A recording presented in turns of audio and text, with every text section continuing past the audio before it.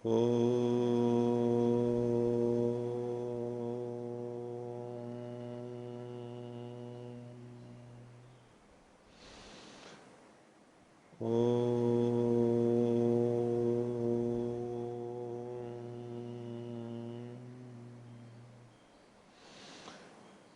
ॐ सहनाववतु सहनौ भुनक्तु सह वीर्यं करवावहै तेजस्विनावधीतमस्तु मा विद्विषावहै।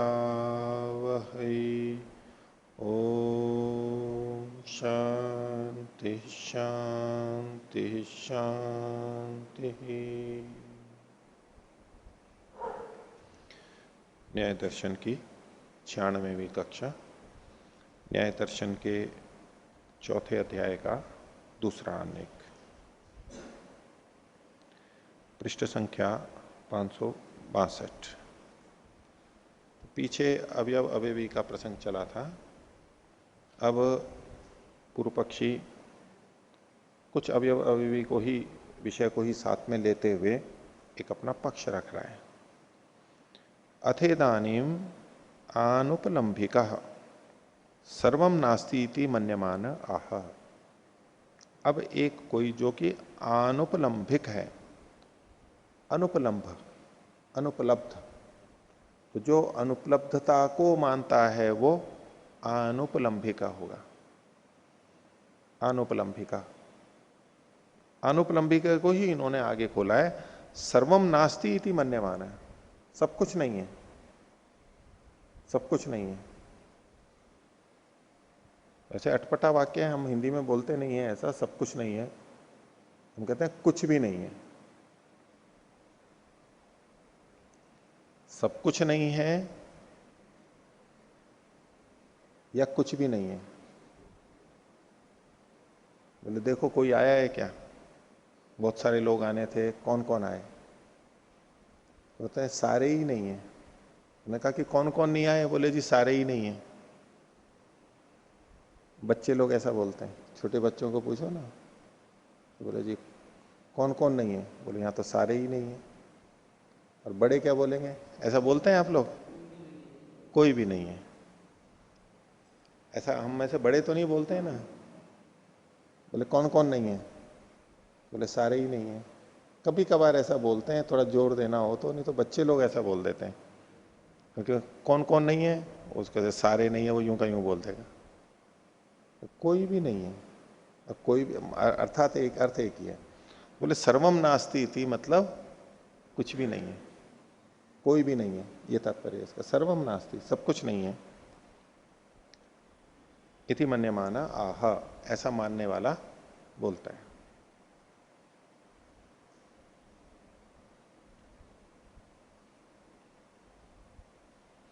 ये परमाणु की अनित्यता को सिद्ध करेगा। पूर्व पक्षी ऐसा प्रयास कर रहा है कि परमाणु अनित्य हो। पीछे अवयवी परमाणु को नित्य माना इन्होंने निरवयव होने से, उसको भी ये सावयव सिद्ध करके उसका भी नाश हो सकता है, इस तरह की बात रखेगा। परमाणु के नित्यत्व का खंडन करेगा। तो 18वां सूत्र है पूर्व पक्षी का, आकाश व्यतिभेदात तद अनुपपत्ति ही।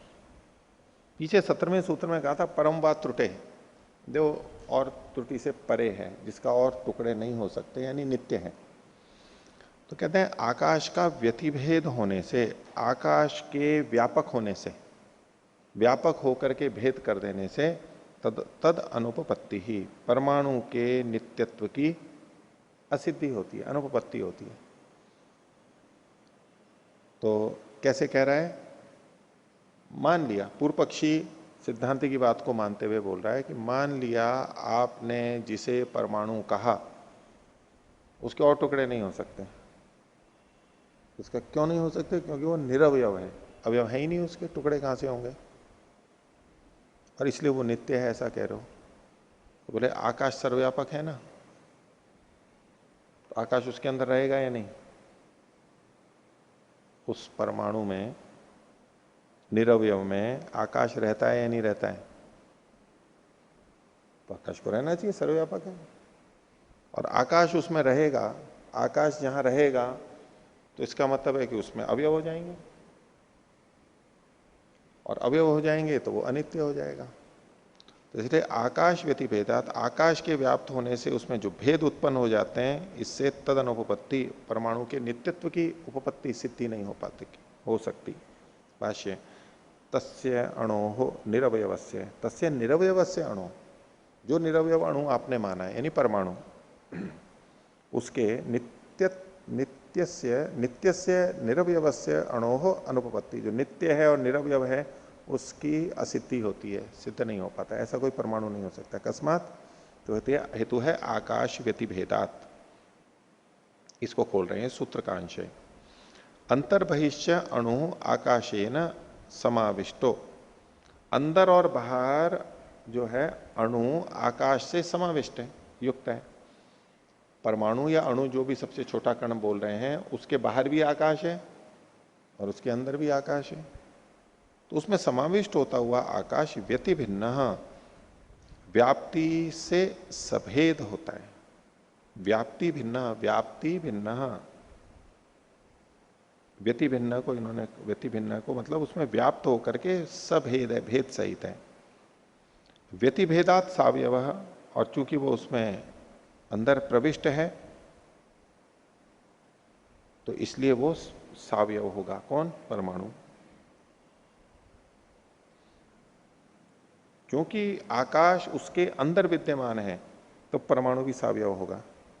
सावयवत्वात् अनित्य इति, और सावयव होने से परमाणु अनित्य होगा। भाई एक वस्तु में अगर कोई दूसरी वस्तु है तो उसका क्या मतलब होगा? वो वस्तु सावयव है, तभी तो दूसरी वस्तु अंदर गई है, नहीं तो नहीं जाती। इस रूप में कथन है, तो वो अनित्य हो जाएगा परमाणु। अगला सूत्र 19वां, ये भी पूर्व पक्षी का है। आकाश असर्वगतत्वम वा, अगर आप कहते हो कि परमाणु में आकाश नहीं है, क्योंकि आकाश को परमाणु में मानने से परमाणु सावयव हो जाएंगे और अनित्य हो जाएंगे, इससे बचने के लिए, परमाणु को सावयवत्व और अनित्यत्व से बचने के लिए आप कहो कि आकाश वहां पर नहीं है परमाणु में, तो आकाश का असर्वगतत्व आ जाएगा। आकाश को सर्वव्यापक नहीं कह सकते आप। फिर आकाश कहाँ रहेगा? जहां अणु या परमाणु नहीं है वहां रहेगा। तो जहां जहां अणु परमाणु है वहां नहीं रहेगा, तो उतना उतना छिद्र मानना पड़ेगा। तो सर्वव्यापक कहाँ हुआ वो आकाश? सर्वव्यापक का तो मतलब है अंदर बाहर सब जगह हो, केवल बाहर बाहर हो, अंदर नहीं हो, तो उसको सर्वव्यापक थोड़ा ना कहेंगे। इस रूप में पूर्व पक्षी कह रहा है। तो अथई तत् नेश्यते, अगर आपको ये स्वीकार नहीं है, ये इष्ट नहीं है जो पीछे का, अथ एतत् न इष्यते, अथई तत् नेश्यते, परमाणु अंतर नास्ति आकाशम, परमाणु के अंदर आकाश नहीं है।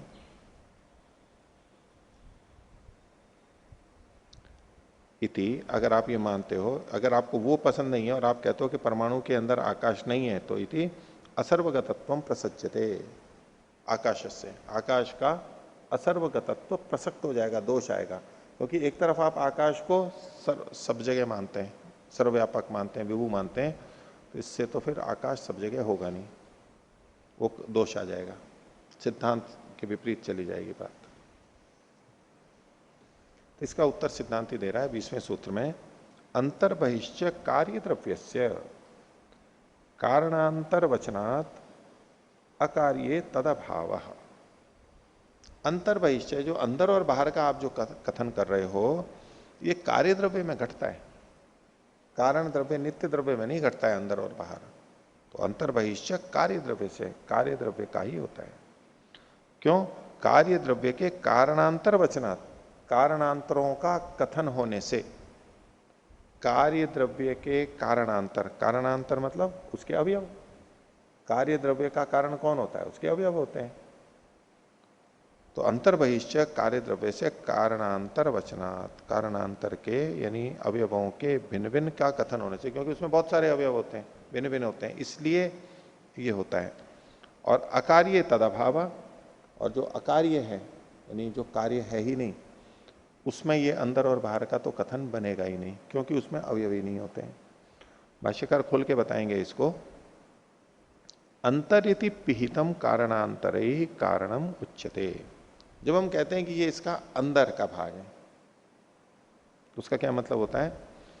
कारणांतर ही पिहितम कारणम, अन्य कारणों से ढका हुआ कारण। कारण का मतलब यहां पर उपादान कारण यानी अवयव। हम कहें कि ये पृथ्वी का अंदर का भाग है,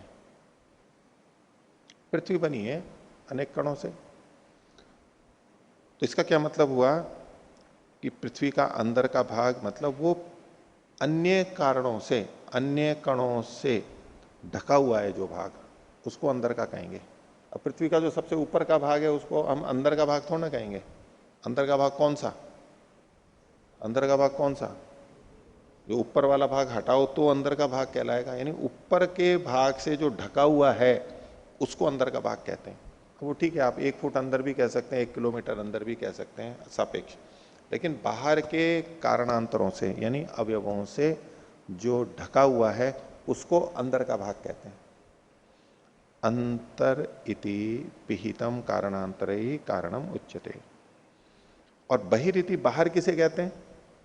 बहिरीति च व्यवधायकम अव्यवहितम कारणम एवं उच्यते। जो व्यवधायक कारण था, ढकने वाला कारण था, ढकने वाले जो कण थे, कौन से ढकने वाले कण? जो ऊपर वाले हैं, जो अंदर वालों को ढक रहे थे। तो व्यवधायकम जो व्यवधान करते हैं, ढकने वाले हैं। लेकिन अव्यवहितम वो दूसरे से नहीं ढके हुए हैं। दूसरों को तो, अन्यों को तो ढक रखा है, लेकिन वो किसी से ढके हुए नहीं है। उस कारण को बाहर वाला कहते हैं। बाहर का ऐसे ही होता है, ठीक है। तदेतत् कार्य द्रव्य से संभवती नाणो अकार्यत्वात्। ये जो अंतर बाहर का कथन है ये कार्य द्रव्य में ही संभव होता है। क्यों? न होता है न अणु हो, अणु का नहीं होगा। अकार्यत्वात्, उसके अणु के अकार्य होने से, यानी कार्य न होने से। ये कार्य द्रव्य में ही होता है, अणु चूंकि कार्य नहीं है, उत्पन्न द्रव्य नहीं, इसलिए उसमें ये हो नहीं सकता है। अकार्य ही परमाणु अंतर बहिर इत्यस्य अभाव।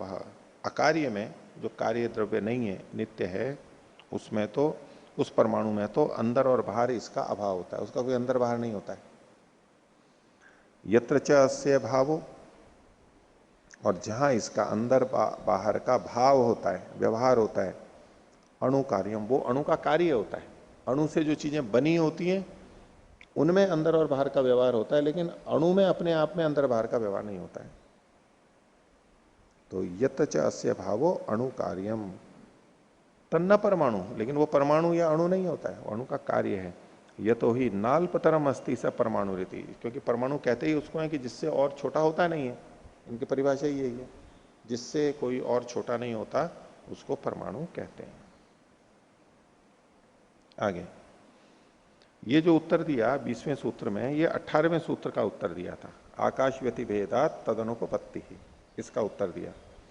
और जो 19वां सूत्र है पूर्व पक्षी का, आकाश असर्वगतत्व, बोले आप ऐसा नहीं मानोगे अंदर नहीं है, तो आकाश का असर्वगतत्व होगा, आकाश सब जगह नहीं होगा। उसका उत्तर 21वें में दे रहे हैं। शब्द संयोग विभवाच सर्वगतम, आकाश का सर्वगतत्व तो है। कैसे? तो उसमें दो इन्होंने बात कही, एक तो शब्द का विभव होने से, प्रकटीकरण होने से, और संयोग का प्रकटीकरण होने से सर्वगतम। शब्द का प्रकाशन जहां होता है, शब्द आकाश में रहता है, तो शब्द का प्रकाशन जहां भी हो रहा है वहां आकाश है। शब्द का प्रकाशन जहां भी हो रहा है वहां आकाश है। और शब्द का प्रकाशन सभी जगह हो सकता है, ऐसा मान के कह रहे हैं कि शब्द विभवाच, शब्द का विभव प्रकाशन आकाश में होता है, इसलिए शब्द सब जगह होते हैं तो आकाश भी सब जगह है। दूसरा संयोग का विभव, संयोग का प्रकटीकरण। संयोग कहां पर होगा? जहां पर आकाश होगा वहीं पर ही संयोग होगा। जहां आकाश अवकाश होगा वहीं पर संयोग होगा, नहीं तो संयोग नहीं होगा। कुछ पहले अवकाश है तो संयोग हुआ है। तो इसलिए आकाश जो है वो सर्वगत है। भाष्य देखिए, यत्र क्वचित उत्पन्ना शब्दा विभवंती आकाशे, जहां कहीं भी उत्पन्न हुए शब्द आकाश में विभवंती प्रकाशित होते हैं, प्रकट होते हैं, व्याप्त होते हैं। विभवंती व्याप्त होते हैं। विभवंती आकाशे तदाश्रया भवंती, तो वो तत् मतलब उस आकाश के आश्रय से होते हैं। जहां जहां भी शब्द प्रकट होते हैं, फैलते हैं, वहां वहां वो आकाश के आश्रय से होते हैं। ये तो हुआ शब्द का। अब संयोग का कहने मनो भी परमाणु भी तत्कार्य संयोगा विभवंती आकाशे। मनो के साथ, परमाणुओं के साथ और उनके कार्यों के साथ में जो उनके संयोग होते हैं वो भी आकाश में ही व्याप्त होते हैं, प्रकाशित होते हैं, प्रकट होते हैं। तो मन का किन से संयोग होता है? तो इंद्रियों से संयोग होता है और उधर आत्मा से होता है। परमाणुओं का आपस में होता है, उनके कार्यों से होता है, उनके कार्यों का आपस में होता है। जितने भी संयोग हैं वो आकाश में ही प्रकट होते हैं और संयोग सब जगह हैं, इसलिए आकाश भी सब जगह पे है। न असंयुक्तम आकाशेन किंचित मूर्त द्रव्यम उपलभ्यते। कोई भी मूर्त द्रव्य आकाश से असंयुक्त नहीं है। जितने भी मूर्त द्रव्य हैं वो आकाश से संयुक्त हैं, जुड़े हुए हैं किसी भी तरीके से। तस्मात् न असर्वगतम इति, इससे आकाश असर्वगत नहीं है। न असर्वगतम यानी सर्वगत है। इसका इनका क्या मतलब हुआ? ये आकाश को जो सर्वव्यापक मान रहे हैं वो किस रूप में स्वीकार कर रहे हैं? कोई भी वस्तु है उसके साथ वो विद्यमान है, संयोग है उसका, बस इसी रूप में। आकाश का एक अर्थ जो हम ले लेते हैं कि अंदर बाहर सब जगह पे है, वो अर्थ यहां नहीं ले रहे हैं ये। आकाश को दो तरह से मानते हैं। एक आकाश मतलब तो अवकाश, कुछ भी है ही नहीं वो। एक आकाश महाभूत होता है, दोनों दृष्टि से। अब इसमें उसको वो निरवयव भी कहते हैं आकाश को। आकाश के कोई अवयव नहीं होते, परमाणु नहीं होते, वो तो एक रस होता है। और दूसरे पक्ष में उसके भी परमाणु माने जाते हैं, प्रकृति से बना हुआ है इसलिए उसके भी परमाणु माने जाते हैं। दो बातें हैं। तो यहां उसको सर्वव्यापक मानते हुए कि जहां जहां उसके पास में है। अब हम मोटे तौर पे कहेंगे कि भाई आकाश इसके बाहर तो है, अंदर नहीं है, यहीं पर है बस। तो वैज्ञानिक कहेंगे, जो विज्ञान पढ़े हुए हैं, बोले नहीं इसके अंदर भी आकाश है। इसमें कैसे आकाश है? आकाश होता है, इसमें सुई डाल के देखो घुस रही है क्या? नहीं घुस रही है, तो लोहे की है। अब अंदर नली है, ये तो ठीक है, इसमें से तार जा रहा है, उसका अवकाश है, वो छोड़ दो। लेकिन अगर ठोस भी है, कांच की कंची है मान लो, ठोस बिल्कुल, या लोहे का गोला है, तो बोले उसमें आकाश है या नहीं है? जैसे छर्रा होता है, गोल चिकना बिल्कुल कठोर, तो उसमें आकाश है या नहीं है? तो हम कहेंगे कि इसमें तो आकाश नहीं है। आकाश होता तो कुछ इसमें रख सकते थे, हम कुछ भी नहीं रख सकते इसमें। न पानी जाएगा, ना हवा जाएगी, कुछ भी नहीं जाएगा, न तेल जाएगा। लेकिन अब वैज्ञानिक की दृष्टि से देखेंगे तो, और दूसरे अग्नि तो चली ही जाती है, और भी कुछ जा सकता है, किरणें तरंगें जा सकती हैं कुछ। और वैज्ञानिकों की दृष्टि से देखेंगे तो परमाणु हैं ये सारे के सारे, परमाणुओं का एक समूह है। और परमाणु में भी तो रिक्त स्थान है। जो परिकल्पना है अभी परमाणु की कि उसके केंद्र में प्रोटॉन और न्यूट्रॉन रहते हैं और इलेक्ट्रॉन चारों तरफ घूमते हैं। तो जो इलेक्ट्रॉन चारों तरफ घूम रहे हैं, तो जहां है वहां पर तो ठीक है, और बाकी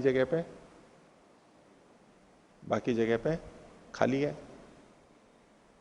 और एक परमाणु का जो केंद्रक होता है अंदर वाला, जिसमें प्रोटॉन और न्यूट्रॉन दोनों हैं, वो एक परमाणु की दृष्टि से बहुत छोटा सा होता है, बहुत छोटा होता है। कितना छोटा होता है? तो उसको समझाने के लिए कहते हैं कि जैसे फुटबॉल के मैदान में बीच में एक फुटबॉल रखी हुई हो। कितना बड़ा होता है फुटबॉल का मैदान? एक फुटबॉल की गेंद इतनी होती है, वो बीच में रखी है, यानी इतना सा वो केंद्र है, बाकी सारा खाली है, और इलेक्ट्रॉन्स उसमें घूम रहे हैं बहुत तेजी से, इधर उधर इधर उधर, जो भी उनका परिपथ है उसमें जितने भी हैं उसके। तो एक परमाणु में भराव अधिक है या रिक्त स्थान अधिक है? इलेक्ट्रॉन्स भी बहुत छोटे से होते हैं, वो तो नगण्य, जैसे ही मतलब उसका भार तो भार माना ही नहीं जाता है उस तरह, मतलब मानना तो चाहिए कुछ ना कुछ, लेकिन वो नगण्य ही है। प्रोटॉन के हिसाब से भार, उसका परमाणु भार जो माना जाता है, प्रोटॉन और न्यूट्रॉन का योग माना जाता है, इलेक्ट्रॉन्स को नहीं लेते उसमें। यानी वो इतना छोटा है लेकिन घूम तो रहा है, वो कण तो है, वो द्रव्य तो है, वो घूम रहा है। तो अगर पूरा फुटबॉल का मैदान एक बॉल बीच में रखी हुई हो और थोड़े बहुत बहुत छोटे छोटे कुछ मक्खियां घूम रही हो इधर उधर उसके, तो बोले ये स्टेडियम भरा हुआ है खाली है? बोले सारा खाली ही तो पड़ा है। तो जो जिसको हम परमाणु कहते हैं और हमारे मन में आता है कि भाई कुछ ठोस चीज है क्या, तो वो उसमें से अधिकांश तो खाली पड़ा है वो, और उन्हीं से तो मिलकर के ये ठोस चीजें बनी हुई हैं, चाहे पत्थर हो, चाहे कांच हो, चाहे लोहा हो, चाहे सोना चांदी कुछ भी हो। तो उसमें कितना खालीपन है, बहुत बहुत खालीपन है, बहुत खालीपन है।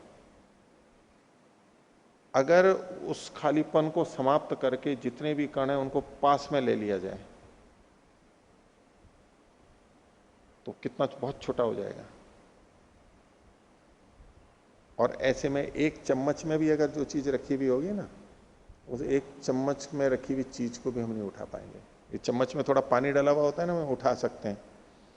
अगर इतना कुरिक्त स्थान हटा के यूं कर दिया जाए सौर एकदम ठोस, तो इतना हो जाएगा कि हम वो एक चम्मच को भी नहीं उठा सकते। जैसे पारा भारी होता है ना, दिखने में तो थोड़ा लगता है लेकिन उठाते समय यूं लगता है कि भारी है। पारा भारी है, सबसे भारी धातु है। इतना हो जाएगा। ये पूरी पृथ्वी, इसके परमाणुओं के बीच के रिक्त स्थान को अगर हम बंद कर दिया जाए तो इतनी छोटी हो जाएगी, बहुत छोटी हो जाएगी।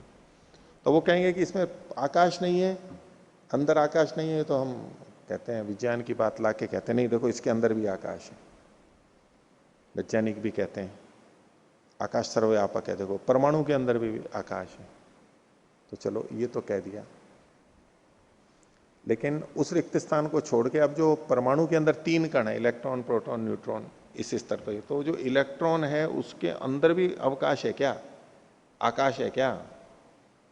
और जो प्रोटॉन और न्यूट्रॉन है एक एक, उसमें कई कई होते हैं ना, वो एक एक नहीं कई कई होते हैं, उन एक एक में उसके अंदर भी है क्या? तो बोले जब उसके आप छोटे कण और कर दो, छोटे जो भी मानते हैं, अगर उन सब कणों से भी वो एक एक मिल करके बना है, तब भी कह सकते हैं कि उनके बीच में होगा। चलो अंत में जाकर के जो अंतिम कण बचेगा निरवयव, जिसके टुकड़े नहीं हो सकते, क्या उसके अंदर भी आकाश है?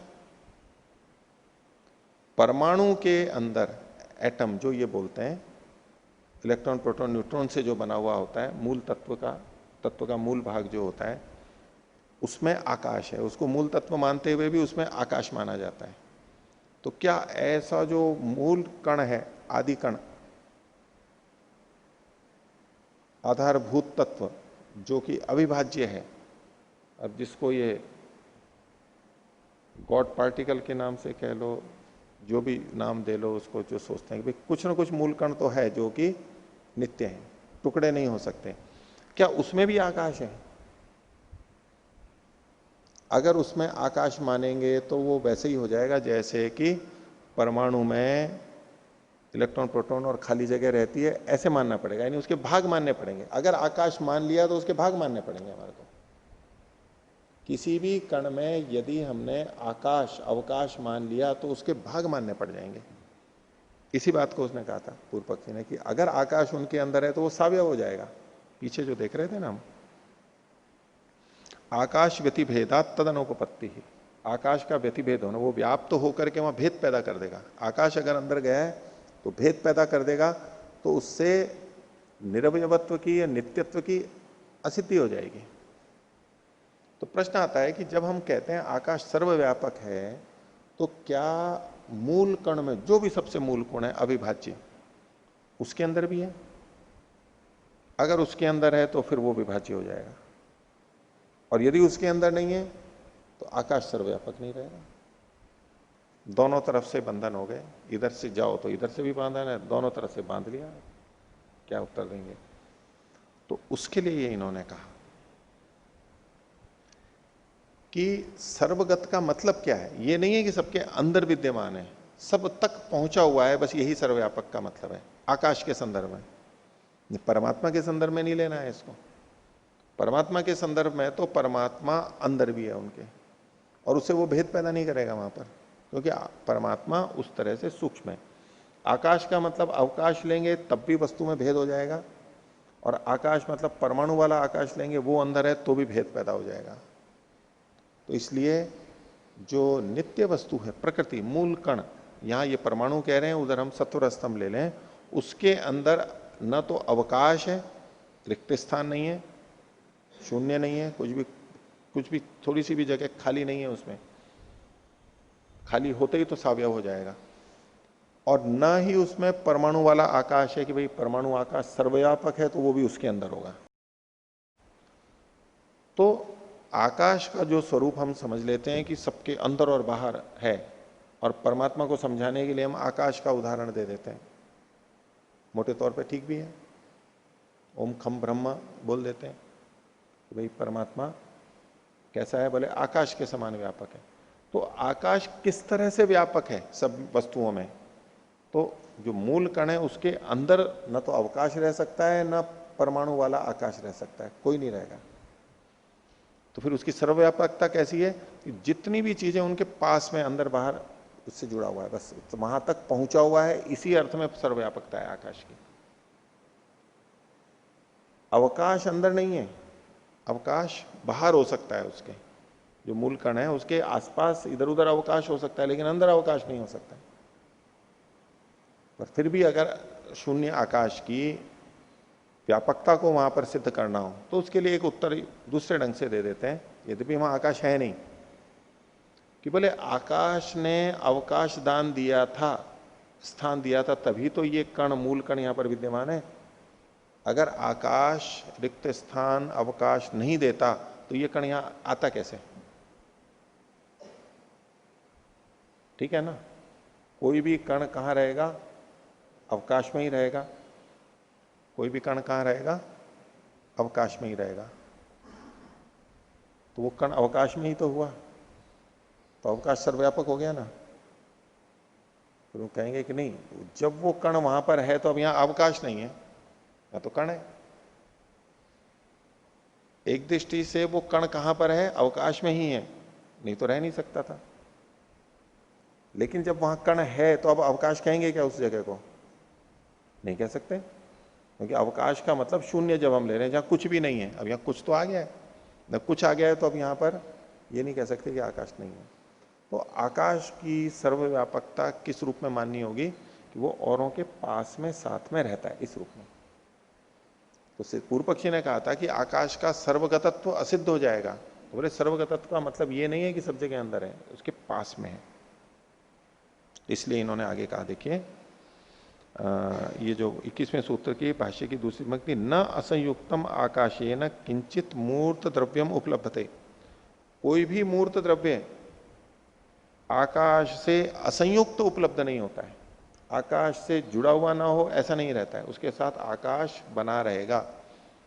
मूर्त द्रव्य, कार्य द्रव्य हो चाहे मूल हो, मूर्त द्रव्य जो भी कोई हो, अंदर हो या नहीं हो, अंदर भी होगा बाहर भी होगा, लेकिन मुख्य रूप से बाहर होगा, बस इसी रूप में उसकी सर्वव्यापकता है, सब जगह मिलेगा वो। आगे 22वें सूत्र में भी आकाश के धर्म क्या है? तो सिद्धांति कह रहा है, अव्यूह अविष्टंभ विभुत्वानि च आकाश धर्म। आकाश के 3 धर्म होता है, अव्यूह, अविष्टंभ और विभुत्व। अव्यूह का मतलब है कि उसको हम उसका व्यूहन समेटना नहीं कर सकते, झाड़ू नहीं लगा सकते, उसको झाड़ू लगा के इकट्ठा नहीं कर सकते। देखो व्यूहन का मतलब क्या होता है? एक विशेष प्रकार की संरचना, उसको इकट्ठा कर देना। जैसे मिट्टी से घड़ा बना दिया तो उसका एक व्यूहन कर दिया, उसको कुछ इकट्ठा करके हाथ से और से कर लिया, तो इसको व्यूहन कहते हैं। तो अव्यूह, आकाश को ऐसे व्यूहन नहीं कर सकते। पानी हो उसको हम समेट सकते हैं, हाथ से कर देंगे, वाइपर से कर देंगे, और किसी से लकड़ी से कर देंगे, लेकिन आकाश को नहीं कर सकते। हवा को, हवा को सामान्यतः तो नहीं कर सकते, क्योंकि खुली हम यूं करते हैं तो इधर उधर निकल के वापस वहीं पहुंच जाती है। ऐसे हमारे को उसका परिणाम नहीं दिखाई देता, लेकिन हम कर सकते हैं। ये पंखा चल रहा है, ये व्यूहन ही तो कर रहा है, उसको फेंकी तो रहा है यूं समेटा, ठीक है, वो वापस पहुंच जाती है, अलग बात है। जैसे कि कोई समुद्र में पानी को इधर करे तो पानी का व्यूहन कर सकते हैं ना, समुद्र में इधर करेंगे आएगा भी, लेकिन दूसरा पानी वहां तत्काल आ जाएगा, इसलिए हमारे को उसका कोई परिणाम प्रभाव दिखाई नहीं देगा, नगण्य होगा। ऐसे हवा के लिए, लेकिन फिर भी व्यूहन किया जा सकता है इन चीजों का भी। पर आकाश का व्यूहन नहीं किया जा सकता, ये इसका अर्थ है कि अव्यूह। भाष्य देखिए, व्यूह किसे कहते हैं? बोले संसर्पता प्रतिघातिना द्रव्येण न व्यूह्यते अल्प विराम यथा काष्ठे न उदकम। जैसे लकड़ी से पानी को, जैसे लकड़ी से हम यूं करते हैं तो पानी को कर सकते हैं ना हम इधर उधर। तो संसर्पता, संसर्पता मतलब गति करते हुए, सर्पण करते हुए के द्वारा, प्रतिघाती ना, जो प्रतिघात करता हो, रोकता हो, ऐसा, ऐसे द्रव्य के द्वारा। तो गति करते हुए प्रतिघात युक्त द्रव्य के द्वारा। अब हाथ को करेंगे तो प्रतिघात करेगा, लकड़ी है, लकड़ी का फट्टा है, तो वो पानी में प्रतिघात करेगा तभी तो वो समेट पाता है, प्रतिघात नहीं हो तो कैसे करेगा? तो प्रतिघाती द्रव्य होना चाहिए, और वो चलते हुए उसके द्वारा आकाश न व्यूह्यते, इकट्ठा नहीं किया जा सकता। जैसे कि काष्ठ से जल को इकट्ठा कर दिया जाता है, वैसे इसको नहीं किया जा सकता। अकस्मात निरवयवत्वात्, क्योंकि आकाश निरवयव है, उसके अवयव ही नहीं है। जिस जिसको हम इकट्ठा कर सकते हैं वो सावयव होती है, एक ही वस्तु अगर हो तो। जो आकाश को विभू मानते हैं और निरवयव है तो उसको इकट्ठा नहीं कर सकते। जो सावयव होती है उनको इकट्ठा कर सकते हैं, निरवयव को नहीं कर सकते। परमात्मा को भी इकट्ठा नहीं कर सकते हम, कि चलो थोड़ा सा इधर कर लेते हैं तो इधर थोड़ा सा ज्यादा कर लेते हैं और उधर थोड़ा सा कम कर देते हैं ऐसा नहीं कर सकते। हवा को तो कर लेते हैं, चलो यंत्र आदि हो तो रिक्त स्थान वैक्यूम वगैरह हम बना लेते हैं, सिरिंज में और जगह, ड्रॉपर में बहुत सारे प्रयोग करते हैं हम, उसमें उसको हटा देते हैं, लेकिन इसको नहीं कर सकते। आगे सर्पच्च प्रतिघाती न विष्टपनाति। दूसरा जो सूत्र में कहा था विष्टंभ, तो बोले कि जो सर्पण करता हुआ प्रतिघाती द्रव्य है वो आकाश को न विष्टपनाति, उसको रोकता नहीं है।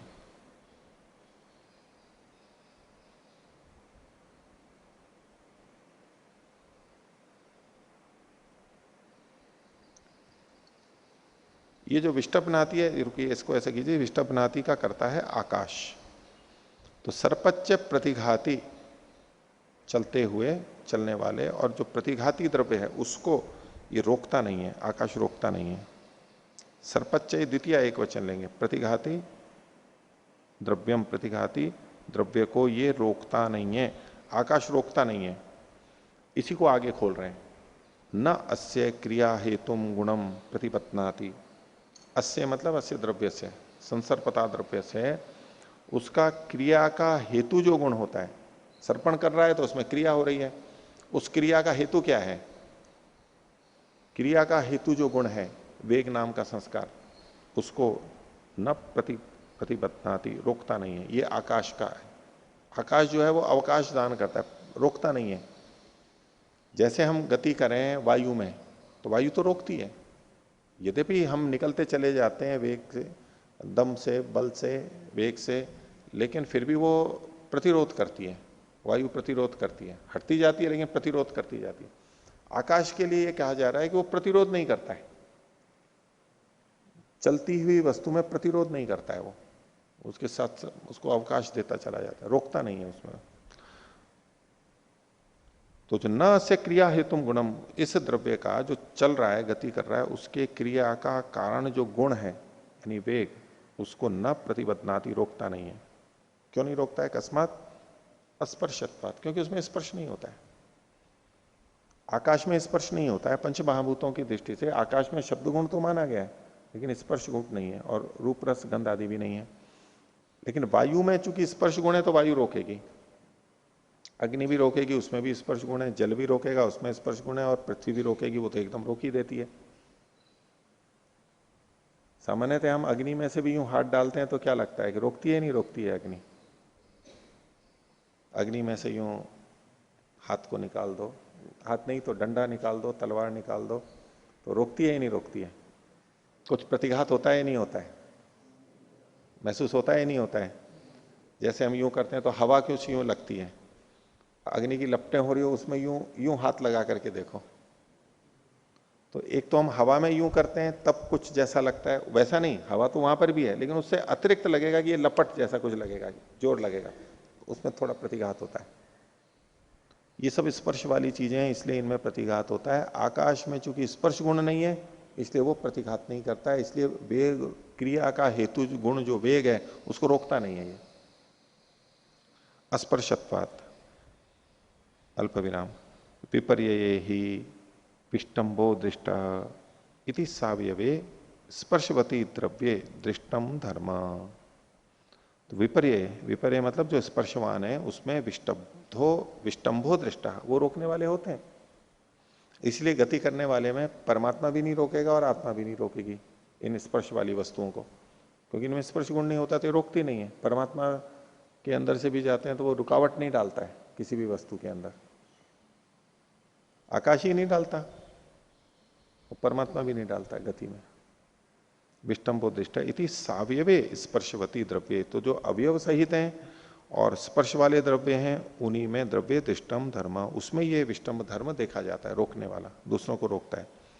विपरीते न आशंकितुम अर्हति, विपरीते के बाद जो अल्प विराम है इसको काट दीजिए। द्रव्य दृष्टम धर्म, धर्म के बाद में अल्प विराम ले लीजिए। इति सावयवे स्पर्शवती द्रव्ये दृष्टम धर्म अल्प विराम विपरीते न आशंकितुम अर्हति, जो विपरीत है यानी स्पर्श गुण से रहित है, निरवयव है, उसमें इसकी आशंका नहीं की जा सकती, वो रोकता है। आगे अणु अवयवस्य अणुतरत्व प्रसंगाद अणु कार्य प्रतिषेध। अणु के अवयव का, ठीक है, अणु अवयवस्य, जो भी अणु है उसके अवयव का अणुतरत्व प्रसंगात, अणुतरत्व का दोष आने से, यदि अणु का अवयव माना जाए तो अणु अवयवस्य, अणु का जो अवयव, अणु मतलब वैसे तो इन्होंने मान लिया जिसके अवयव नहीं हो सकते, टुकड़े नहीं हो सकते, लेकिन अगर माना जाए तो अणु का जो अवयव है उसके अणुतरत्व का प्रसंग आएगा कि वो उससे भी छोटा होगा। अणु का अवयव अणु से छोटा ही होगा, तो वो छोटेपन का अणुतरत्व का दोष आएगा, जबकि परम बात त्रुटि नहीं हो सकती और जिससे छोटा और कोई नहीं हो सकता, जिससे अल्पतर नहीं हो सकता उसको ये अणु परमाणु कह रहे हैं।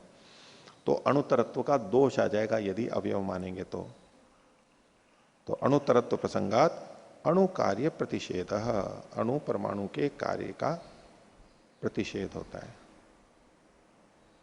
अणु के कार्यत्व का प्रतिषेध होता है। अणु कार्य प्रतिषेध है मतलब अणु के कार्यत्व का प्रतिषेध होता है।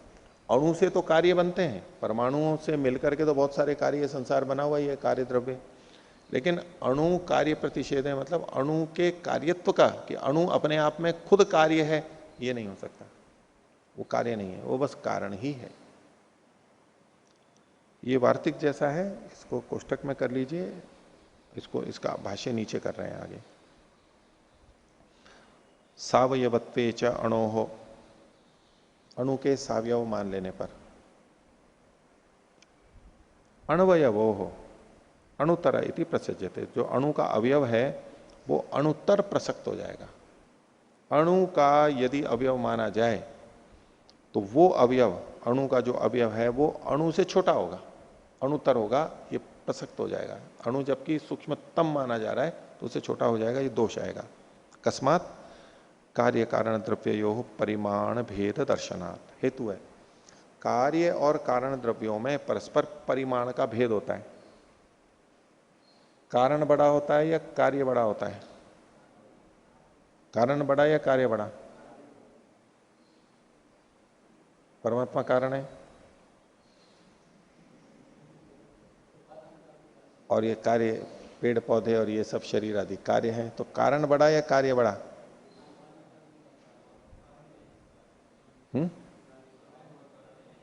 परमात्मा कारण नहीं है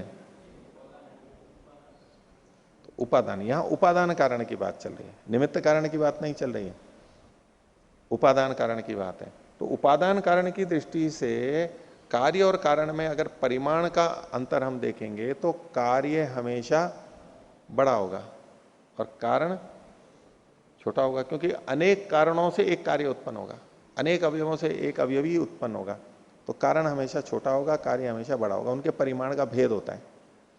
उनका कार्य कारण द्रव्यो परिमाण भेद दर्शनात्, परिमाण का भेद देखे जाने से तस्मात् अणु अवयवस्य अणुतरत्वम, इसलिए अणु का जो अवयव होगा वो अणुतर होगा, अणु से छोटा ही होगा।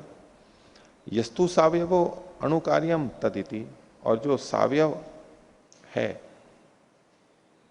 तद अणु कार्यमिति, वो अणु का कार्य होगा, जो भी सावयव होगा वो अणु का कार्य होगा, अणु का अवयव नहीं हो सकता है, अणु का अवयव कुछ नहीं। आगे तस्मात् अणु कार्यम इदम प्रतिषिध्यते, इसलिए यहां पर अणु के कार्य का यानी परमाणु का भी कोई परमाणु का कार्यत्व उसका निषेध किया जा रहा है। कारण विभागाच कार्यस्य अनित्यत्वम न आकाश व्यतिभेदात, अब कह रहे हैं कि जो किसी भी वस्तु का अनित्यत्व है वो कारणों के विभाग से होता है, उसके जो घटक कारण द्रव्य हैं उनका विभाग अलग अलग होने से उसका अनित्यत्व होता है। तो कारण विभागाच कार्यस्य अनित्यत्वम न आकाश व्यतिभेदात, आकाश के व्यतिभेद से, आकाश उसमें विद्यमान है और भेद पैदा कर रहा है इसलिए अनित्यत्व नहीं है। पूर्व पक्षी ने यह हेतु दिया था आकाश व्यतिभेदात, तो सिद्धांति कह रहा है कि किसी वस्तु का अनित्यत्व उसके अवयवों के विभाग के कारण से है, न कि आकाश के व्यतिभेद के कारण से, उस हेतु को खंडित किया। लोष्टस्य अवयव विभागात अनित्यत्वम न आकाश समावेशादिति, लोष्ट या ढेला अनित्य है, क्यों? क्योंकि उसके अवयव अलग अलग हो जाते हैं, विभाग हो जाता है, न कि लोष्ट में आकाश विद्यमान है, आकाश का समावेश है इसलिए वो अनित्य है, ये कोई हेतु नहीं हुआ। चूंकि उसके अवयव अलग हो सकते हैं और चूंकि परमाणु के अवयव होते ही नहीं है, अवयवों के अलग होने की बात ही नहीं है, इसलिए वो नित्य है। इसलिए आकाश व्यतिभेदात जो कथन है वो आपका ठीक नहीं है। हाँ, इस सूत्र में आकाश को स्पर्श वाला होने से प्रतिघात नहीं कर सकता किसी वस्तु का, ऐसे बताया। तो परमात्मा भी स्पर्शवान है, तो फिर संसार कैसे बनेगा? क्योंकि परमाणुओं का प्रतिघात होने पर ही संसार बन सकता। तो नहीं, परमाणुओं में तो प्रतिघात होगा, लेकिन परमात्मा के साथ उसका प्रतिघात तो नहीं हो सकता। परमात्मा के बल से उनमें परमाणुओं में आपस में प्रतिघात होगा, उसको इधर से उधर करेगा और बना देगा। बाहर से कुछ धक्का तो लगना चाहिए तब।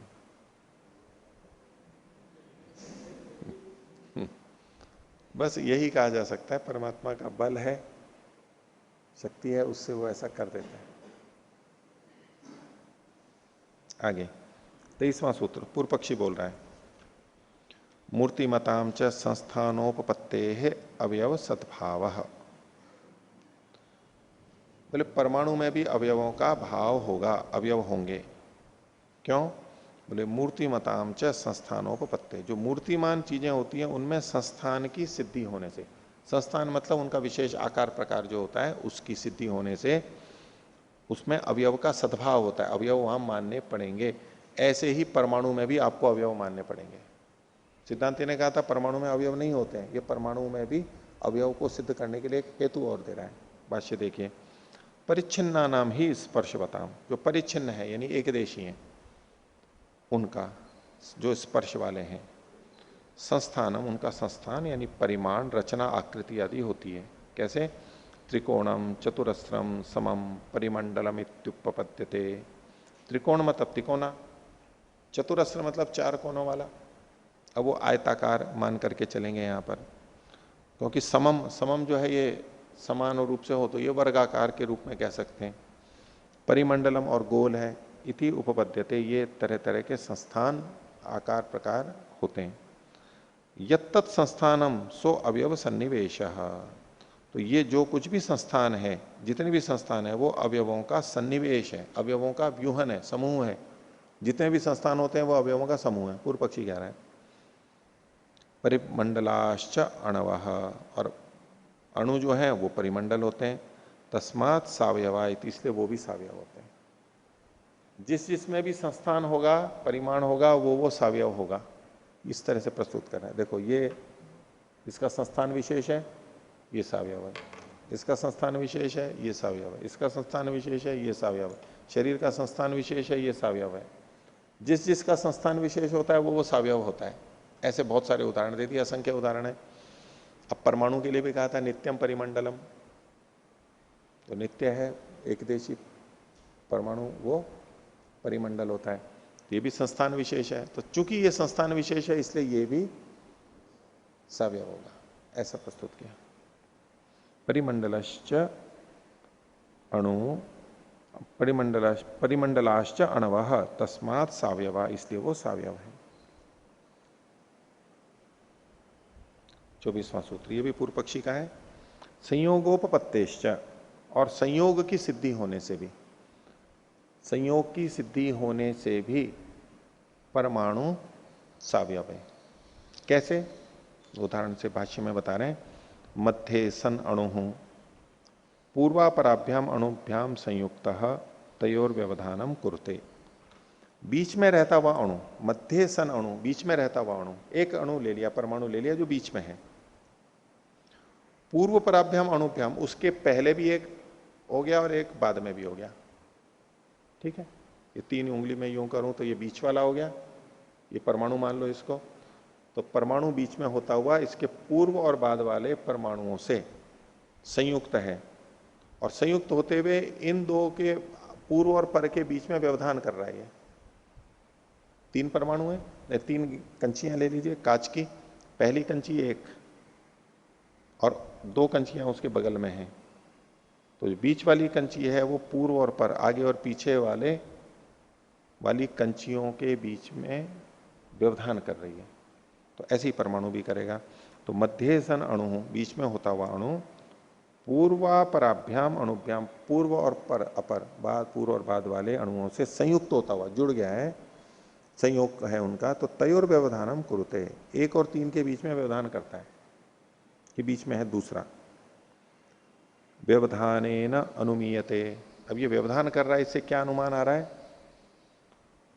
पूर्व भागेन पूर्वेण अणुना संयुज्यते। अब ये जो बीच वाला है, ये पूर्व वाला, मतलब ये पूर्व वाला हुआ, इसके साथ में ये जुड़ा हुआ है, इससे ये जुड़ा हुआ है पूर्व वाला। तो ये पूर्व वाले अणु से ये बीच वाला अणु जुड़ा हुआ है, तो इसके किस भाग से जुड़ा हुआ है? पूर्व वाले भाग से जुड़ा हुआ है। इधर वाले भागों से थोड़ा ना जुड़ा हुआ है, ये तो केवल यहीं पर ही है, इसी तरफ है, एक तरफ। तो पूर्व वाला अणु से बीच वाला अणु जुड़ा हुआ है, तो उसके पूर्व वाले भाग से जुड़ा हुआ है। इसलिए इन्होंने कहा व्यवधानेन अनुमीयते, पूर्व भागेन पूर्वेण अणुना संयुज्यते, बीच वाला अपने पूर्व भाग से पूर्व वाले अणु से जुड़ा हुआ है। और पर भागेन परेण अणुना संयुज्यते, और बीच वाले का जो पर भाग है इधर वाला, उससे ये जुड़ा हुआ है, पर भाग से जुड़ा हुआ है, पर वाले अणु से जुड़ा हुआ है वहां पर। तो यौ तो पूर्वा परो भागो, तो ये जो बीच वाला है इसके जो ये पूर्व और अपर वाले भाग हैं, दो इधर उधर अगल बगल वाले, तो अस्य अवयव, यही इसके अवयव है। परमाणु जो निरवयव था उसके अवयवों को सिद्ध करने के लिए उसने आसपास में 2 परमाणु और ले आए। बोले जिस जगह ये जुड़ रहा है ये एक इसका अवयव है, और यहां जहां जुड़ रहा है ये एक इसका अवयव है ना। पूरा तो पूरे से जुड़ा हुआ है नहीं, एक ही भाग से तो जुड़ा हुआ है, तो ये अवयव हो गया ना उसका, एक देश हो गया ना, एक देश तो हो गया ना, एक देश हो गया तो वो उसको अवयव के नाम से कह रहा है। एक देश तो मानना पड़ेगा, एक देश है तो वो अवयव है।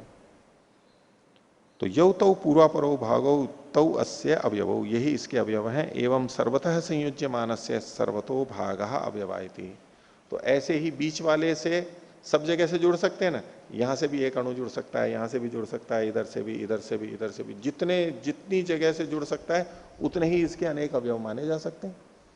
तो परमाणु के भी अनेक अवयव हैं, अनेक प्रदेश हैं तो अनेक अवयव हैं, ऐसा पूर्व पक्षी ने सिद्ध किया। और सावयव है तो इसके साथ साथ बात जुड़ जाएगी कि वो परमाणु अनित्य है। इसका उत्तर सिद्धांति दे रहा है, भाष्यकार में, भाष्य में दिया जा रहा है, यत्तावत यत तावन, न जो है वो तो इधर आ जाएगा, यत तावत, ये जो आपने कहा था, कौन सा, ये 23वें सूत्र का उत्तर दे रहा है। सिद्धांति बोल रहा है यहां से, मूर्तिमताम संस्थानोपत्ते है अवयव सद्भाव इति। ये जो आपने कहा था कि जो मूर्ति वाले हैं तो उसमें संस्थान होने से अवयव भी होना चाहिए, तो अत्रोक्तम, इस विषय में हम पहले उत्तर दे चुके हैं, ये पृष्ठ 566 पे दे चुके हैं। कि मुक्तम, क्या कहा था आपने, तो विभागे अल्पतर प्रसंग से ये तो नाल्पी, यह विभाग करने में जो अल्पतर प्रसंग का होने पर इससे छोटा ये उससे छोटा, यह तो न अल्पी है, उससे जिससे और कोई छोटा नहीं होता है, तत्र निवृत्ते है, वहां इस विभाग के समाप्त हो जाने से, अल्पतर करते जहां वो समाप्त हो जाता है वहां पर, जिससे और ज्यादा अल्प नहीं हो सकता है वहां पर ये समाप्त हो जाता है। अणु अवयवस्य च अणुतरत्व प्रसंगात, और अणु के अवयव के अणुतरत्व का प्रसंग आने से अणु कार्य प्रतिषेध है, अणु का कोई अणु कार्य रूप में है इसका प्रतिषेध हो जाएगा। पीछे भी ये बात कही थी, उसी को उद्धृत किया। अब 24वें सूत्र का उत्तर दे रहे हैं, पीछे 23वें का दिया था, 24वें का क्या उसने कहा था, स्पर्शवत्वात् व्यवधानम, स्पर्श वाला होने से व्यवधान हो जाएगा। तो उसके लिए कहते हैं आश्रय से च अव्याप्त्या भाग भक्ति ही, आश्रय की, आश्रय कौन है, जो सारा आश्रय है, जिसके आश्रय से ये जुड़ा हुआ है, आश्रय से च अव्याप्त्या, जिसमें संयोग हुआ है वो संयोग का आश्रय कहलाएगा। दो परमाणु है तो वो उसके आश्रय हैं, उसके आश्रय का अव्याप्त्या, अव्याप्ति होने से, पूरे में व्याप्त नहीं होता है, संयोग तो एक ही जगह होता है, अव्याप्त्या भाग भक्ति ही, ये जो भाग का कथन है ये गौण रूप से कथन है, भक्ति है ये गौण रूप से प्रयोग है।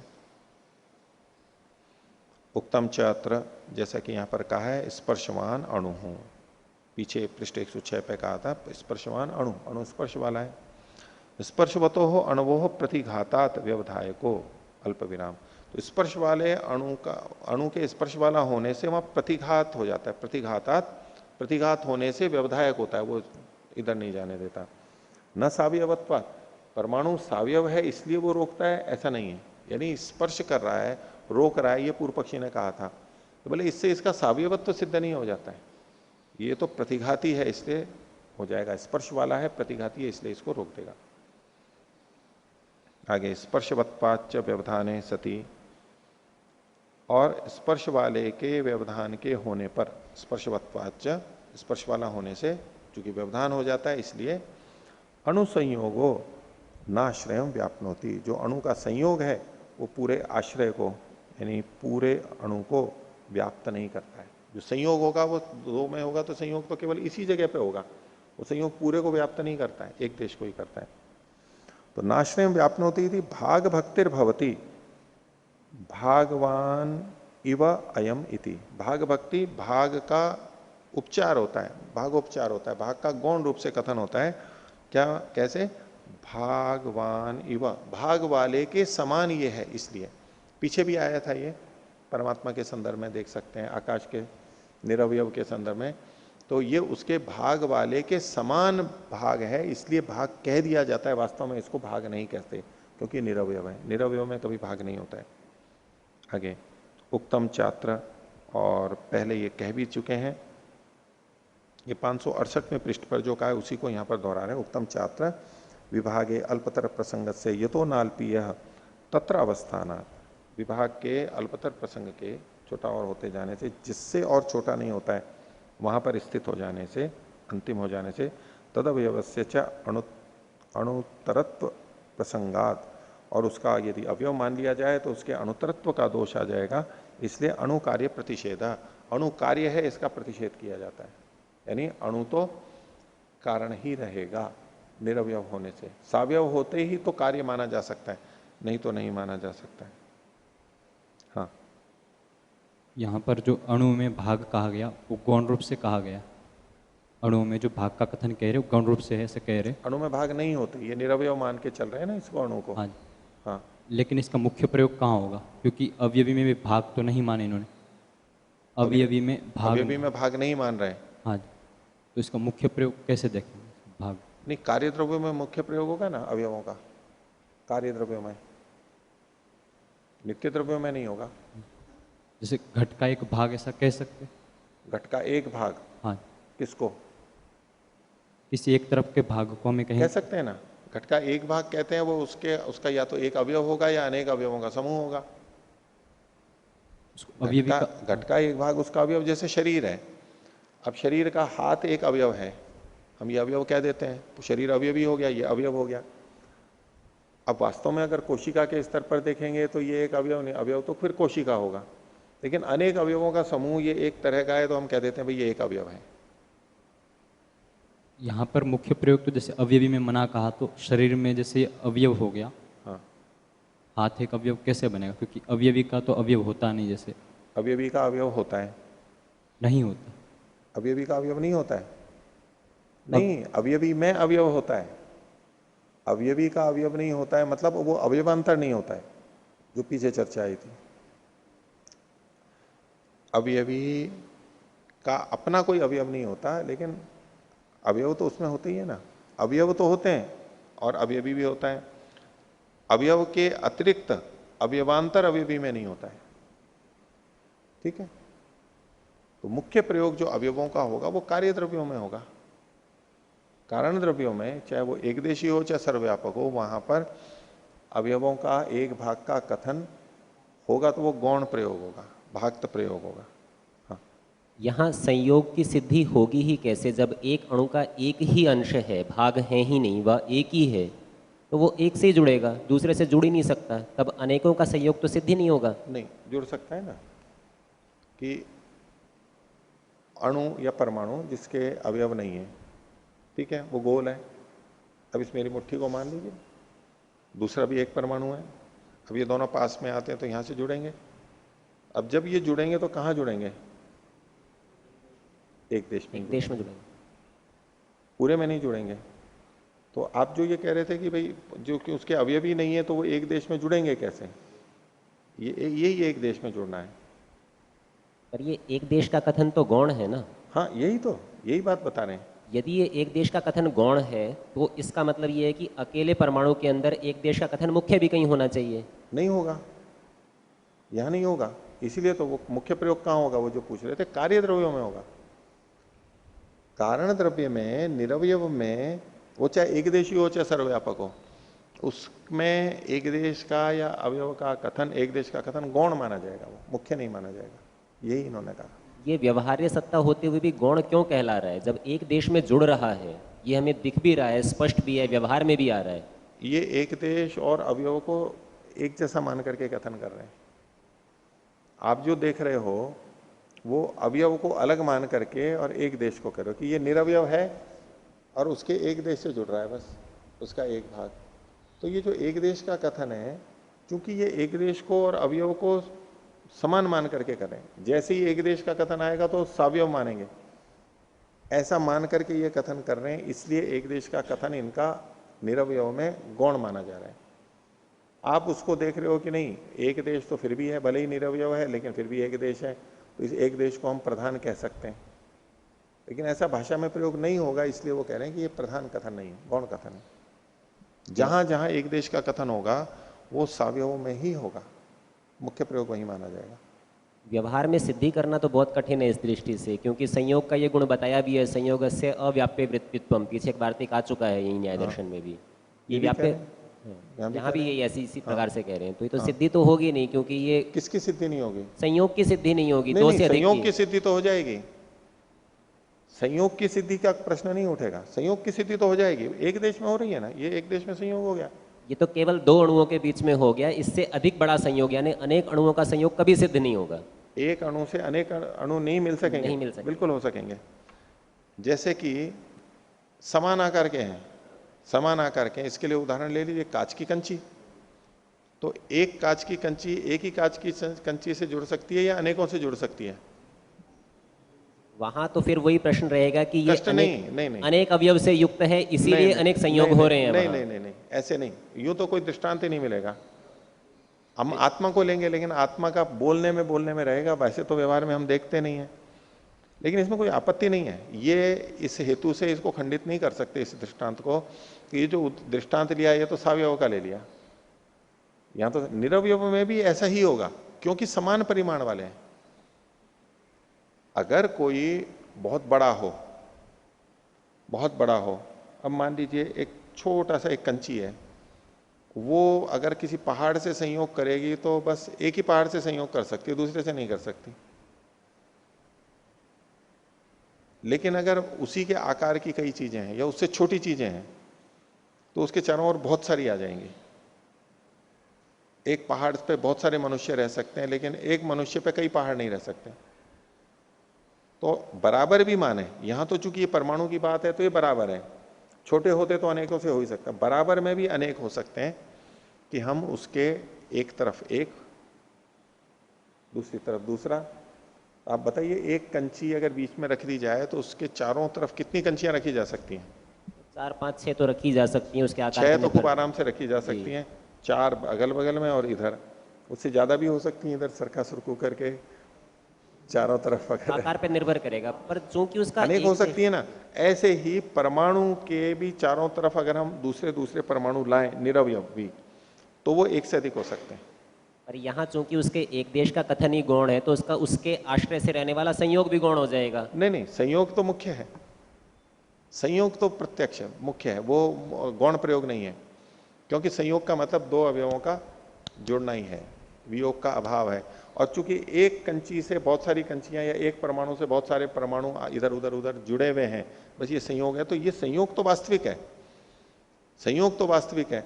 लेकिन इस संयोग के आधार पर जब हम कहते हैं कि ये संयोग इसके एक देश में हो रहा है, और हमारे को दिख भी रहा है कि एक देश है, एक भाग, क्योंकि पूरे में तो हो नहीं रहा है, ये पूरे में हो भी नहीं सकता है, एक ही जगह है। तो एक ही जगह होते ही हमारे मन में क्या आ जाता है कि इसमें अवयव है, तो कहते हैं कि इसमें अवयव नहीं है। ऐसे में ये जो एक देश का कथन है इसको गौण मान रहे हैं। अवयव एक देश मानते ही तो अवयव भी मानते हैं, इसको मुख्य प्रयोग मान रहे हैं और इसको गौण प्रयोग मान रहे हैं। आधार के कल्पे होते हुए आधेय कैसे सिद्ध हो सकता है? नहीं, आधार कल्प्य नहीं है, एक देश कल्पे है यहाँ। नहीं नहीं नहीं, एक देश नहीं, ये परमाणु जो है वो कल्प्य नहीं है। परमाणु ठीक है, लेकिन परमाणु का एक देश तो कल्प्य ही है और उसी एक देश में ही संयोग हुआ है। गौण प्रयोग है, गौण प्रयोग का मतलब वहां पर अवयव के रूप में है, अवयव नहीं है उसमें। तो ये एक देश है क्या वास्तव में? बस एक देश में तो उसका एक भाग है एक परमाणु का, ये इसका इधर वाला भाग जहां ये संयुक्त हुआ, इसका पूर्व भाग, जिसको इन्होंने स्वयं ने भी प्रयोग किया, ये पूर्व भाग है, ये परभाग है, ऊपर का भाग नीचे, ऐसे भाग शब्द कहेंगे। लेकिन अब ये भाग शब्द जैसे ही आता है तो भाग का मतलब टुकड़ा ये एक साथ में आ जाएगा, तो बोले टुकड़ा नहीं है, भाग शब्द का तो प्रयोग कर रहे हैं लेकिन इसका टुकड़ा नहीं है, यानी सावयव नहीं है। इसलिए इस भाग शब्द को ये गौण मान रहे हैं। भाग शब्द आते ही उसको टुकड़े को जुड़ जाता है और टुकड़ा ये जोड़ना नहीं चाह रहे हैं, इसलिए इस भाग को भी गौण प्रयोग है। आप और हम जो बोल देते हैं वो उसको मुख्य मान करके बोल देते हैं, ये उस तरह से नहीं कर रहे हैं। उस समय की भाषा के अनुसार इन्होंने ऐसा उत्तर दिया है। इस व्याख्या से यही समझ में आ रहा है कि मात्र संज्ञा भेद है यहाँ पर। ठीक है, मैं अवयव कह रहा हूँ और आप उसको टुकड़ा या भाग कह रहे हैं, पर नहीं, बात नहीं, तो नहीं, एक ही है। अवयव नहीं कह सकते। कार्य तो समान ही है उसका, दोनों स्थान पर संयोग ही कर पा रहा है वो। नहीं, संयोग तो कर रहा है, लेकिन हम अगर यूं कहें कि चूंकि यहाँ पर संयोग हो रहा है तो इसका भाग है, ये एक देश है, तो यहाँ पर अवयव भी है, ये इनको स्वीकार्य नहीं है। उसमें कोई हेतु तो ठोस नहीं है वहां पर। हेतु ये पता है ना कि जो सबसे छोटा होता है उससे सब कहीं ना कहीं जाकर के परिनिष्ठा तो माननी पड़ेगी। ये मात्र सिद्धांत है। नहीं नहीं, सिद्धांत नहीं है, ये व्यवहार में भी है। प्रतिज्ञा के बाद इसका हेतु होना चाहिए कि व्यवहार में कैसे, क्योंकि हम देख रहे हैं एक परमाणु से अनेक परमाणु जुड़ रहे हैं, अनेक संयोग वहां पर हैं। नहीं, परमाणु से परमाणु तो जुड़ रहे हैं, परमाणु के और टुकड़े नहीं हो सकते। जो भी अंतिम कण है परमाणु कहिए, कहीं ना कहीं तो हमारे को मानना पड़ेगा, नहीं तो एक तो अनवस्था दोष आ जाएगा और दूसरे वो असंख्य वाला भी दोष उन्होंने बताया था। वो हेतु है कि इसके कितने भी टुकड़े करते जाओ ऐसा तो हो नहीं सकता, कहीं ना कहीं तो परिनिष्ठा रोकना हमें मानना पड़ेगा, और जो वो अंतिम है उसको हमें निरवयव मानना पड़ेगा। ये व्यवहार से भी, केवल सिद्धांत में तो है ही, बौद्धिक रूप से तो है ही, ये व्यवहार में भी यही है। विज्ञान भी इसी बात को मानता है, उसमें कोई दो राय नहीं है। इसलिए नित्य तत्व, जो प्रकृति को नित्य तत्व माना जाता है, उसका भी यही आधार है कि प्रकृति को विखंडित होते होते होते होते कितना भी कर जाओ, अंत में कहीं ना कहीं आपको मानना पड़ेगा, और जो अंतिम है उसको नित्य मानना पड़ेगा। इसीलिए त्रैतवाद है। त्रैतवाद में जो प्रकृति भी मूल तत्व मूलतः नित्य है, उसके पीछे आधार ही यही है। और जो अवयवों से मिलके बना है वो हमेशा अनित्य ही होगा, जो उपादान कारण वाला होगा वो अनित्य ही होगा, ये सिद्ध है। देखिए आगे, तो 25वें सूत्र की भूमिका में कहते हैं मूर्तिमताम च संस्थानोपपत्ते है, ये 23वें सूत्र में पूर्व पक्षी ने कहा था, और संयोगोपपत्ते ये जो 24वें सूत्र में कहा था परमाणु नाम सावयवत्वम इति हेतु हो, परमाणुओं का सावयत्व है इस हेतु से।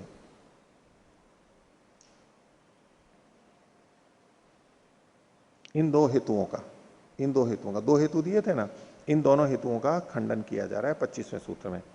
तो अनवस्था कारित्वाद अनवस्था अनुपपत्तेश्च अप्रतिषेध, अनवस्था का दोष यहां पर बता रहे हैं, अनवस्थाकारी होने से और अनवस्था की अनुपपत्ति होने से, असिद्धि होने से अप्रतिषेध, जो सावयवत्व निरवयवत्व का आप प्रतिषेध कर रहे हो वो हो नहीं सकता है। कैसे बोल रहे हैं, यावन मूर्तिमत यावच्च संयुज्यते, ये पूर्व पक्षी की बात ही बोली है, यावत मूर्तिमत वो मूर्ति वाली बात है, और संयुज्यते मतलब संयोगोपपत्तेश्च उसको बोल रहे हैं।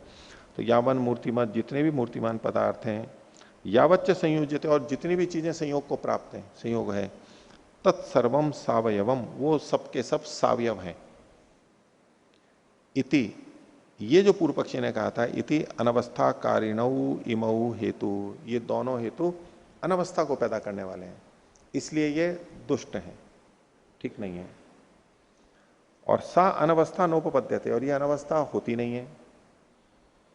सत्याम अनवस्थायाम सत्यौ हेतु स्याताम, अगर ये अनवस्था होती, अनवस्था तो होती नहीं है, अनवस्था होती तो ये दोनों हेतु भी सत्य हो जाते, सत्यौ हेतु स्याताम, ये हेतु सत्य यानी ठीक हो जाते यदि अनवस्था होती तो, लेकिन अनवस्था होती ही नहीं है। तस्मात् अप्रतिषेधो अयम नित्य अवयवत्वस्य इति, इसलिए निरवयवत्वस्य इति, तस्मात् अप्रतिषेधो अयम, ये निषेध नहीं हो सकता, प्रतिषेध नहीं हो सकता, किसका, निरवयवत्वस्य, निरवयवत्व का, परमाणु जो निरवयव है वो पूर्व पक्षी कहता है सावयव है, तो निरवयव जो सिद्धांति का पक्ष था बोले इसका प्रतिषेध नहीं हो सकता। विभागस्य च विभज्यमान हानिर्नोपपद्यते, और विभाग करने पर, विभागस्य च विभज्यमानस्य विभागस्य च, विभाग के होने पर विभज्यमान जो है जिसका विभाग होता है उसकी हानिर्नोपपद्यते, उसकी कोई हानि नहीं होती है, यानी उसमें द्रव्य की न्यूनता नहीं होती है। विभाग कर दिया तो भी रहेगा तो उतना ही, द्रव्यमान तो उतना ही रहेगा, वो कभी समाप्त नहीं होता है। विभागस्य च विभज्यमान हानिर्नोपपद्यते, विभज्यमान द्रव्य की हानि नहीं होती है, अल्प विराम। तस्मात् प्रलयांतता नोपपद्यते, इसलिए प्रलयांतता मतलब सब कुछ शून्य है ये नहीं हो सकता। उस प्रारंभ जो किया था ना इन्होंने, शीर्षक जो दे दिया था, अथ इदानीम आनुपलंबिका सर्वम नास्ति इति मन्यमाना, और प्रलयांतता मतलब सर्वशून्यता, ऐसा कभी भी नहीं होगा। बोले टूटेंगे तोड़ेंगे तो कुछ ना कुछ नाश हो जाएगा, फिर और तोड़ेंगे तो और नाश हो जाएगा, ऐसा करते करते करते सब नाश हो जाएगा, बोले ऐसा कभी नहीं होगा। तस्मात् प्रलयांतता नोपपद्यते, सर्वशून्यता तो नहीं होगी। अनवस्थायाम च प्रत्यधिकरणम द्रव्यावयवानाम आनंत्यात् परिमाण भेदानाम गुरुत्वस्य च अग्रहणम, अल्प विराम। अनवस्थायाम च, और अगर आप अनवस्था मानो भी, क्या, इसको तोड़ा और टुकड़े हो गए, फिर उसको और तोड़ा और टुकड़े हो गए, और टुकड़े और टुकड़े करते जाओ करते जाओ करते जाओ करते जाओ, अनंत करते जाओ, उस अनवस्था में प्रत्यधिकरणम, प्रत्येक अधिकरण में द्रव्य अवयवानाम, द्रव्यों के जो अवयव हैं उनके अनंत्यात, अनंतता होने से, अब किसी अवयव के कितने भी टुकड़े करते जाओ ऐसा अगर मान लिया जाए तो उनके जो अवयव हैं वो कितने होंगे, अनंत होंगे ना, उसकी कोई गणना नहीं कर सकते ना। चाहे राई के टुकड़े करते चले जाओ और चाहे पूरी पृथ्वी के टुकड़े करते चले जाओ या पहाड़ के टुकड़े करते चले जाओ, राई के भी और टुकड़े और टुकड़े और टुकड़े और टुकड़े, कितने अवयव मानेंगे उसके, अनंत ही कहना पड़ेगा। अगर अनवस्था मानते हैं कितने भी हो तो अनंत अवयव मानने पड़ेंगे। तो राई में भी अनंत अवयव, पहाड़ में भी अनंत अवयव और पृथ्वी में भी अनंत अवयव, सब में अनंत अवयव मानने पड़ेंगे। तो अनवस्थायाम च प्रत्यधिकरणम, प्रत्येक घटादि जो कार्य द्रव्य है उसमें द्रव्य अवयवानाम अनंत्यात्, द्रव्य अवयवों के अनंत होने से। अब जब सब में सबके अवयव अनंत हैं तो सबका परिमाण कितना होगा? इसमें भी अनंत अवयव, इसमें भी अनंत अवयव, उसमें भी अनंत अवयव, तो परिमाण कैसा होगा सबका? समान, अंतर तो नहीं आना चाहिए। जिसके कारण अवयव समान हो, अनंत अनंत, तो फिर तो वो कार्य भी समान ही होना चाहिए, दोष आएगा, जबकि व्यवहार में ऐसा नहीं है। तो द्रव्य अवयवानाम अनंत्यात् परिमाण भेदानाम गुरुत्वस्य च अग्रहणम, तो परिमाण के जो भेद हैं उसका अग्रहण होगा। परिमाण भेदानाम अग्रहण, परिमाण के जो भेद हमारे को दिखाई देते हैं ना, ये नहीं होने चाहिए, एक जैसे होने चाहिए फिर तो।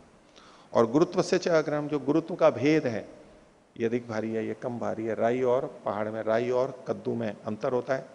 अब यूं तो दोनों में अनंत अवयव है, तो अनंत अवयव है तो गुरुत्व भी फिर समान होना चाहिए, पर उसका भी भेद देखा जाता है। तो परिमाण भेदानाम गुरुत्व से च अग्रहणम, फिर तो वो ग्रहण नहीं होना चाहिए, ये दोष आएगा। समान परिमाणत्वम च अवयव अवयवीनो हो, और अगर ये मान भी लें तो अवयव और अवयवी का परिमाण भी समान ही मानना पड़ेगा। वैसे तो अवयव और अवयवी में परिमाण में क्या भेद होता है? अवयवी बड़ा होता है या अवयव बड़े होते हैं? अवयवी बड़ा होता है, अवयव छोटा होता है। तो वो जो एक अवयवी था उसमें कितने अवयव हैं? अनंत। अब उस अवयवी का एक अवयव ले लिया, मिट्टी का एक कण ले लिया, घड़े में अनंत अवयव, घड़े का एक कण ले लिया, उसमें कितने अवयव हैं? उसमें भी अनंत है।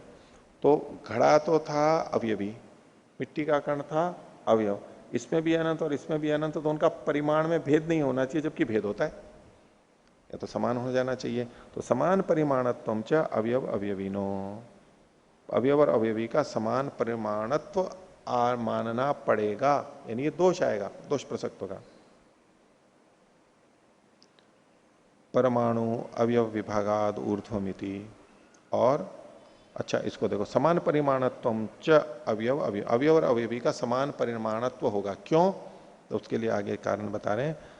परमाणु अवयव विभागाद ऊर्ध्वमिति, परमाणु के अवयवों के विभाग से और आगे फिर कुछ मिल जाएगा, फिर उसके विभाग से और आगे मिल जाएगा, ऐसे आगे आगे होता है। तो परमाणु अवयवों के विभाग से ऊर्ध्वम ऊर्ध्वम, आगे आगे आगे ये होता ही चला जाएगा, रुकेगा नहीं। तो इनका परिमाण भी आपको समान मानना पड़ेगा, ये दोष आएगा। इसलिए अवयवों का होना वो कहीं ना कहीं जाकर के रोका ही जाता है। और वो जो मूल कण है जितना भी है, तो जो जो दो द्रव्य होंगे छोटे और बड़े, उसमें उन मूल कणों की संख्या में अंतर होगा, इसलिए उनके परिमाण में भेद होगा, इसलिए उनके गुरुत्व में भेद होगा, उनके भार आदि में भेद होगा। तो अवयव होते हैं, अवयवी होता है, और अवयवों की समाप्ति भी एक जगह परिनिष्ठा माननी होती है, और उसको नित्य द्रव्य मानना पड़ेगा, प्रकृति को, जड़ पदार्थ को नित्य मानना पड़ेगा। आत्मा परमात्मा तो नित्य होते हैं, वो तो अलग बात है। तो इति अष्टवी सूत्र निरवयव प्रकरणम, निरवयव के प्रकरण को कहा गया है। परमाणु के निरवयव को, परमाणु निरवयव होता है, मूल तत्व निरवयव होता है। आज का पाठ इतना ही रखते हैं। प्रणव करें।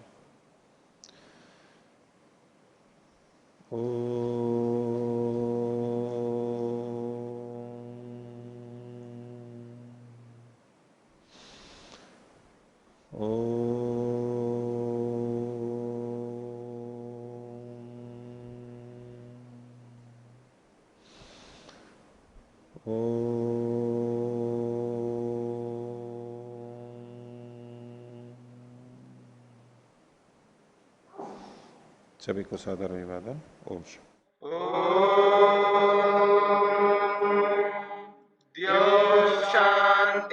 शांतिरंतरिक्षम शांति पृथिवी शांतिरापः शांतिरोषधयः शांति वनस्पतयः शांतिर्विश्वे देवा शांतिर्ब्रह्म शांति सर्वं शांति शांतिरेव शांति क्षमा शांतिरेधि। ओम शांति शांति शांति।